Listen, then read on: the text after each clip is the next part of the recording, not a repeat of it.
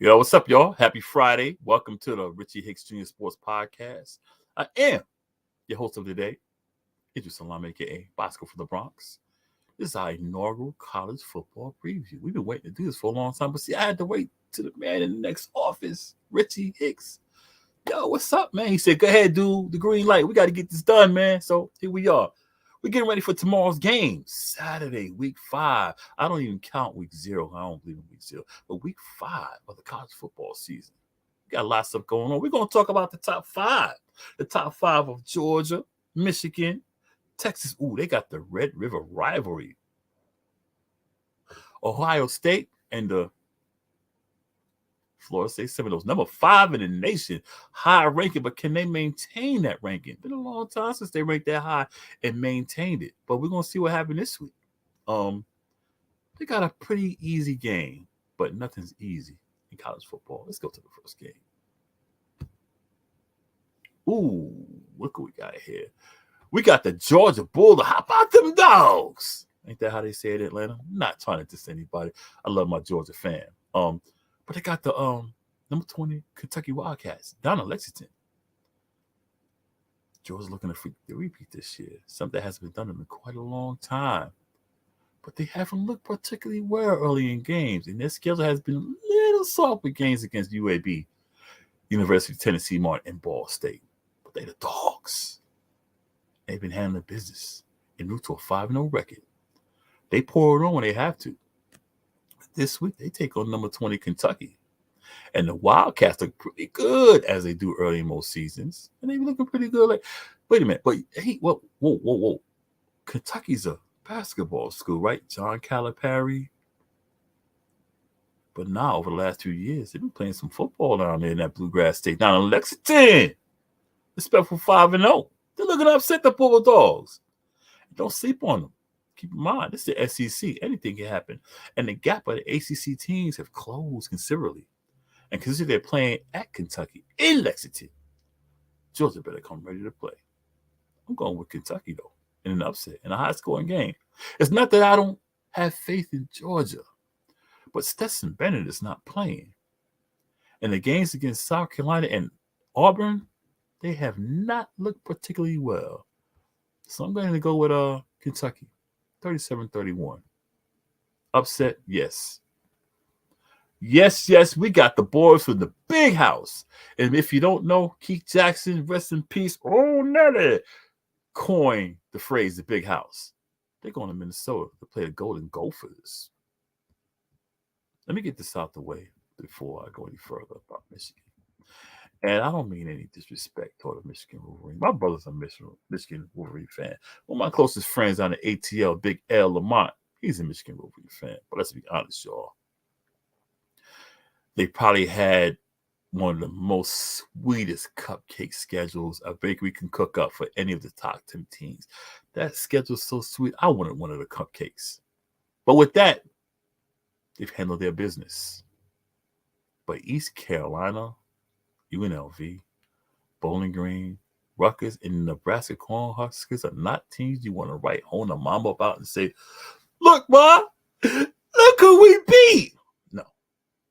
This way they take on a pretty decent Minnesota team inside the dome. I think Minnesota will keep it close early. But the Wolverines, you know how Wolverines doing their own habitat. They're going to make Minnesota their habitat. They're going to handle their business. I see this game 38-20. But it's cool. Michigan won't see any headaches until they travel to Happy Valley next month around Thanksgiving time and play those Penn State Nittany Lions. So enjoy them cupcakes, Michigan. I'm pretty sure they are sweet as they can be. But you know what we got up next? Ooh, baby. Shout out to Biggie Smalls.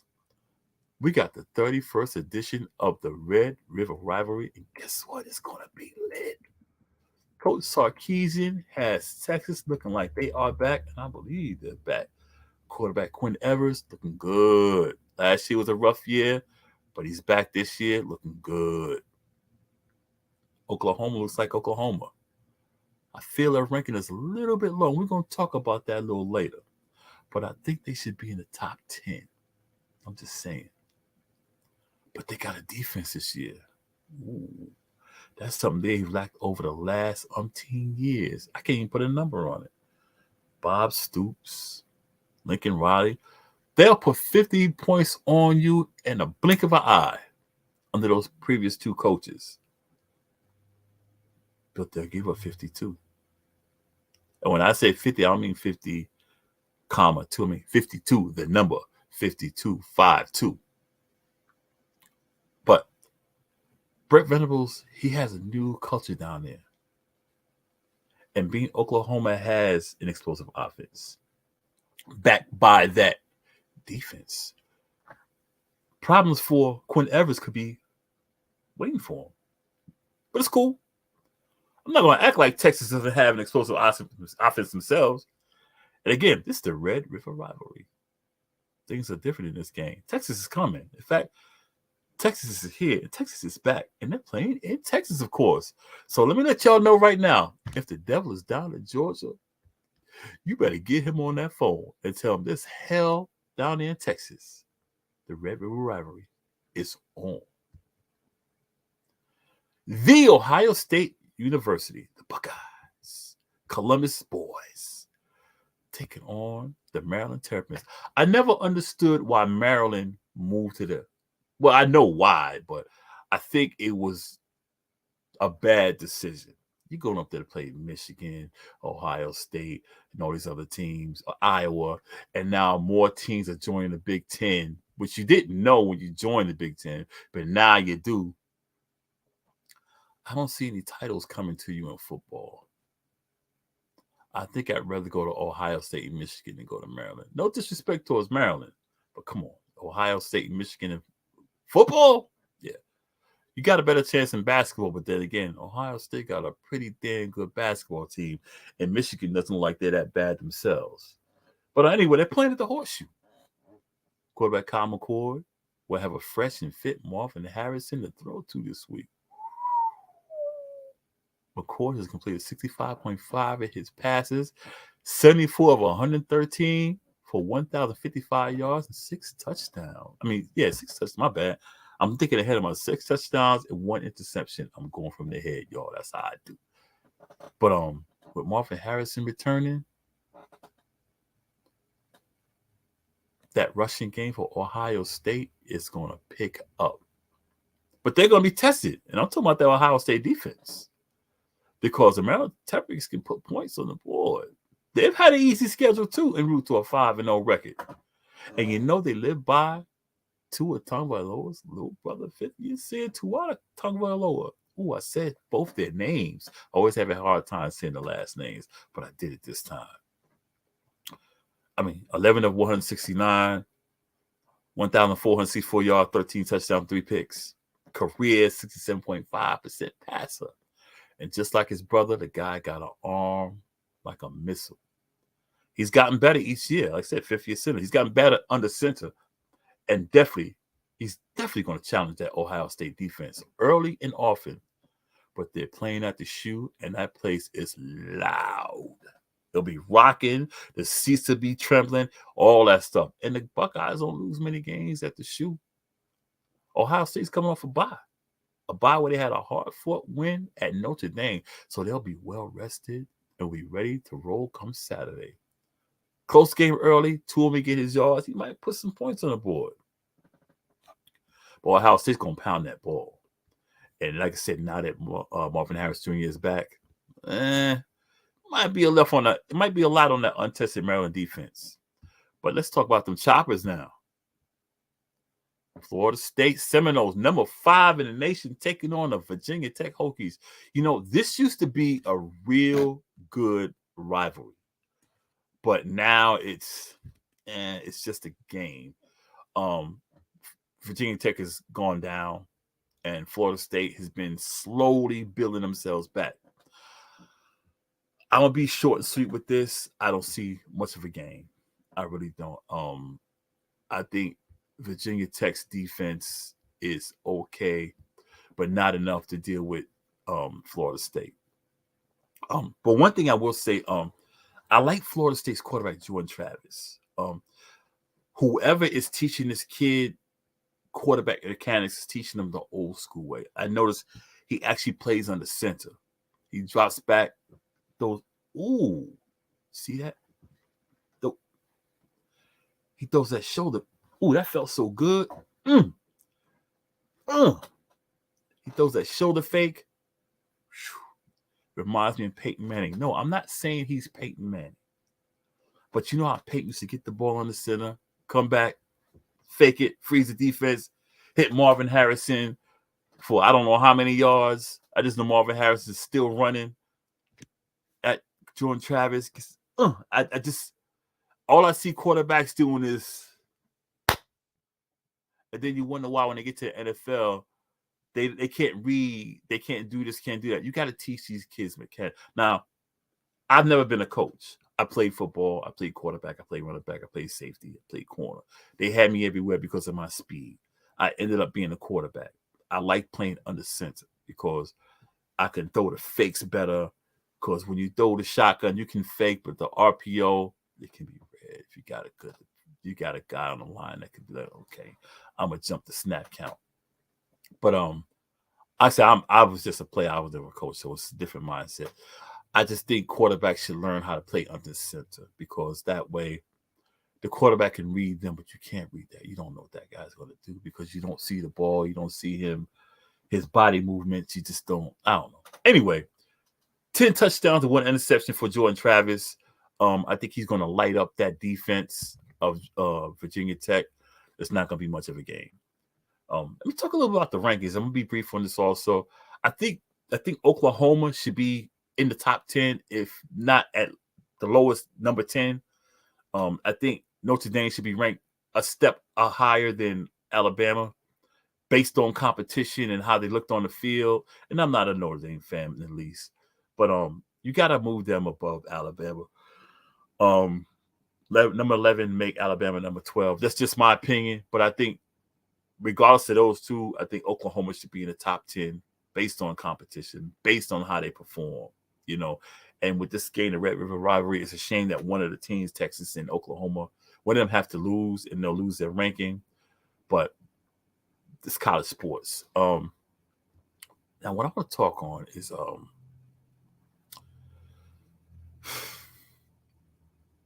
Brian Kelly.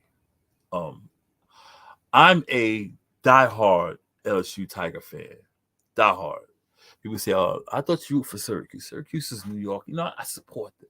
But my heart is with the LSU Tigers. Just make that plain. I got a hoodie, the whole lick. That's my squad. They've been my team since I was 14 years old when I see Charles Alexander in 1979 running up and down the field. I saw that purple and gold, and I was like, that's my team right there. I don't even remember if they won the game or not.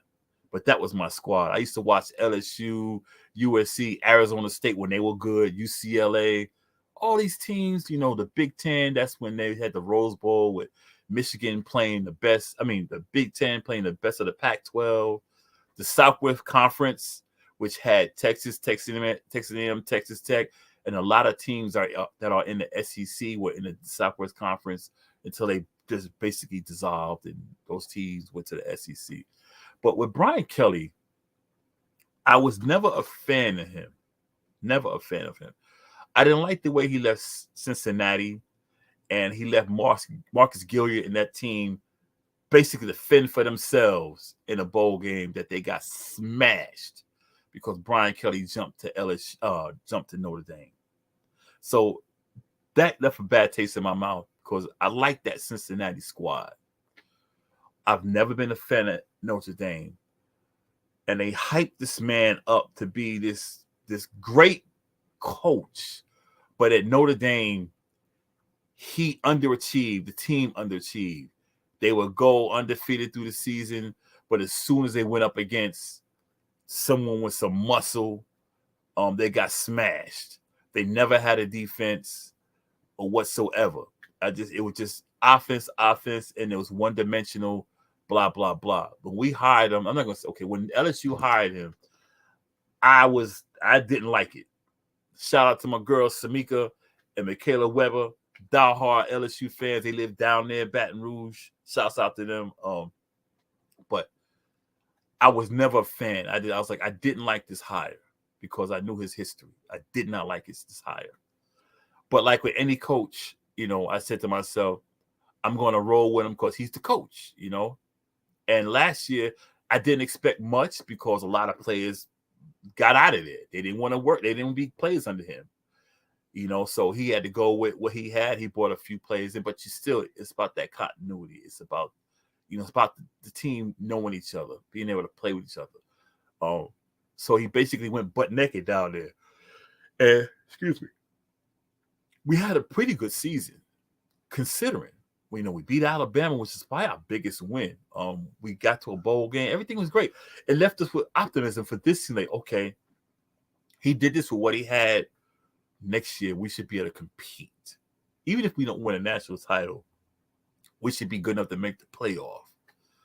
We come out this year and get throttled, freaking dump trucked by LSU. I mean, by Florida State. In a game that in the first half, we just shot ourselves in the foot time after time after time. We should have been up 21-0.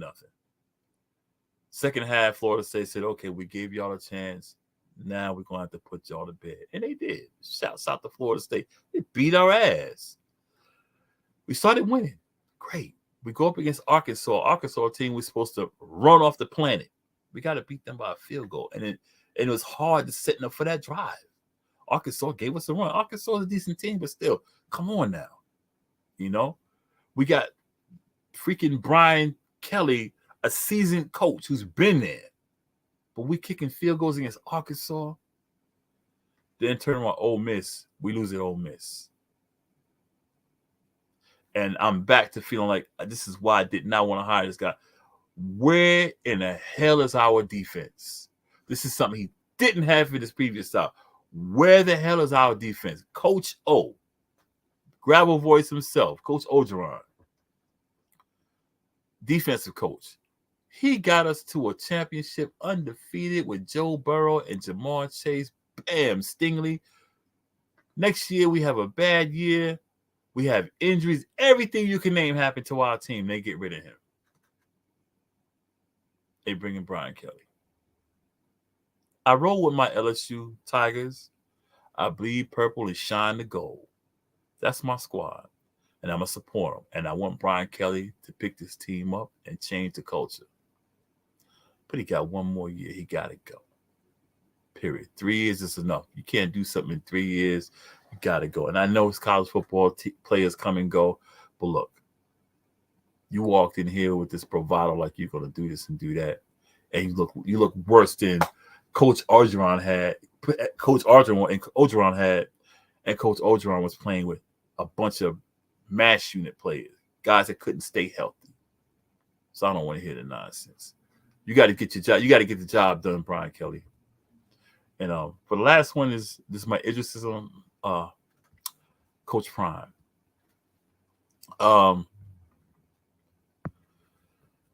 I've never been a fan of Deion Sanders, but let me say this first. Coach Prime, and I call him the Coach Prime Time Colorado Buffaloes, are the flavor of the month. Let's keep it 100. These guys are the talk of the town. Caleb Williams is too, but if you talk about a team, this team is Hollywood. Now, I've never been a real fan of Coach Prime or Deion Sanders. I mean, because I was a Giants fan, So I'm not going to root for Deion Sanders as a Cowboy or Deion Sanders as a 49er. That ain't happening. But this is all rivalry because I can't take nothing away from this man on the field. The guy was who he was. Shut down corner. Don't throw over there. If you do, you're going to have a problem. You might see the back of his jersey and his name. The guy was a beast on the field. Don't kick the ball to him. Because even in his later years with Washington and Baltimore, he was still a threat when you kicked him the ball. Deion Sanders was great. Bottom line. That's why I say Deion Sanders. But as Coach Prime, and even after he left the game and got behind the booth, got in the studio talking football, I became a fan of him. He was prime time to me. And joining Jackson State, I became a bigger fan because he wasn't getting paid the money a lot of coaches get paid everywhere else. But he went down there and put some of his own money into the thing, changed the culture down there.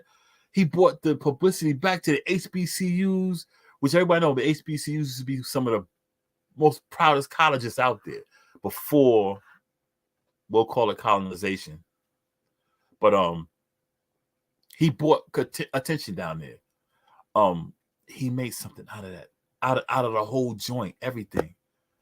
And even now, he's taking a bunch of kids and building confidence in them.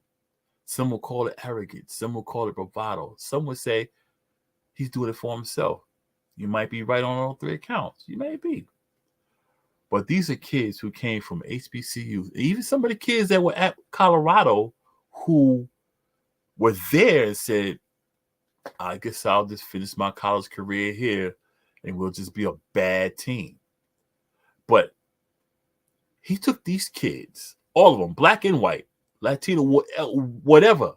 He took these kids who may have never seen the bright lights in college football. He put them on stage to where their parents could say, look at my son. Even with the chill, look at my daughter. Look at this. Look at that. And they can, if they never have a career after football, they can always say, golly, for this 1 year, I was the talk of the town. Period. You know, this Colorado team has already exceeded what preceding prognosticators and experts predicted. They said 3 games. Yeah, they got their ass kicked against Oregon. They were supposed to. Yeah, they got their beat. They got I'm not going to say a beat down against USC because they came back and almost won that game. But still, they were supposed to lose by 21 points. But this team showed fight. They showed fight under pressure. Of course, there were those who want to see him fail. There are many who want to see him fail. Why? I mean, they have their own reasons why they want to see him fail. But there are those who want to see him fail. But why do you want to see a man fail who's changing the lives of so many people on and off the field? He's brought a new feel in the Bowl of Colorado. He's filling these stands. Yes, his team may be Hollywood, but right now in college sports, this is the best show in town. Let these kids be great. Let this man be a mentor to these kids. Let this man do his job. He's filling seats. He's making families happy. He's making fans happy. Let Coach Prime be Coach Prime. Who knows? 10 years from now, you might see some kids, some college graduate, Colorado graduate, astrophysicist. He might be saving someone's life. You don't know what. You don't know. He might be doing anything. And he'd be like, "What?" They said, "What school did you graduate?" I graduated from Colorado. Did you play under Coach Prime? Yeah. And you'll say to yourself, "Damn, I said all this nonsense about Coach Prime, but this kid is on top of the world because of Coach Prime." You don't have to like him as a player. You don't have to like him as a person. But respect what the man's doing. He's trying to get these kids, stop paying attention to social media and what people say about you. Stop paying attention to the press and all this stuff. Like he said, your opinion of me doesn't matter. Do you think I care about your opinion about me? And he's teaching these kids, look within. As a black man myself, 59 years old, I have daughters and I have sons. I had grandchildren. I look at them. When I came up, I had people like Gil Scott Heron talking. You know, I could remember when Martin Luther King got killed. There's a lot of stuff I see coming up. I had these leaders that I could look up to. Even people may hate Elijah Muhammad, but he taught guys like me how to eat, how to respect things, respect yourself. Personally, he had his way, but it was the message I got. Louis Farrakhan. It's a whole bunch of people. But right now, these kids that they don't have these people now see those people as old people. They got people whose names I'm not going to mention because I don't want to give them this glory. But they got guys who's teaching these guys to get high, pop mollies, have sex with all the women they can, kill, sell drugs. They got the women teaching, basically glorifying other girls to be hoes and all this other stuff, and be filthy. And you got a guy here at Colorado teaching black kids and white kids there's more than life than this nonsense. Let's play football. Let's get an education. Let's be great. Let him do that. There's no scandal with him. He's not out here cheating on his wife, beating his kids, selling drugs. No, he's not doing none of that. Deion talks, but that's Deion Sanders. That's Coach Primetime. That's how he made himself. As he built himself, he's building confidence in people. Cut the nonsense. Let the man be great. Let them kids be great. Let them be happy. They're enjoying themselves. They're having fun again in Boulder, Colorado. The fans love it. The families love it. The people love it. College football loves it. So let it be. Thank you for tuning in to the Richard Hicks Jr. Sports Podcast. I am your host tonight. It's just Salam. It was fun. It's our inaugural show. We're doing this every Saturday until the very last bowl game. Also, watch the show, Richard Hicks Jr. Sports Podcast, on Facebook, Instagram, and YouTube. Richie is always doing the shows, the NFL, MLB, boxing. We do it all. This is how we do. We're trying to build this brand, y'all. We're trying to be fans who love the sport. For my host, who's not here today, because I'm in the seat, for Richie Hicks Jr., I'm just Salam, a.k.a. Bosco from the Bronx. It was fun. See y'all next week.